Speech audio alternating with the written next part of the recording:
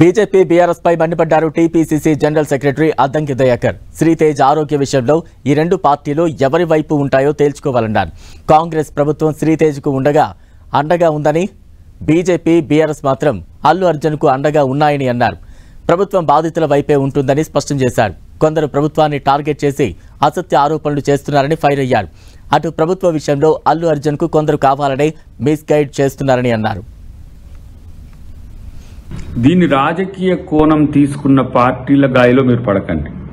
అటువైపు టీడీపీ మిత్రులు అంటున్నారు, ఇటువైపు బీఆర్ఎస్ మిత్రులు అంటున్నారు, ఇటువైపు బీజేపీ మిత్రులు అంటున్నారు.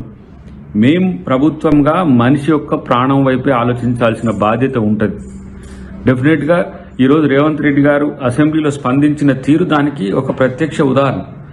కాబట్టి ఎంతసేపు రేవంత్ రెడ్డి గారిని టార్గెట్ చేసుకొని, కాంగ్రెస్ ప్రభుత్వాన్ని టార్గెట్ చేసుకొని ఇరుకులో పెట్టాలని, ఇబ్బంది పెట్టాలని చూస్తే మీరు సమాజంలో మీరు పలుచనైతున్న అంశాన్ని గమనించండి.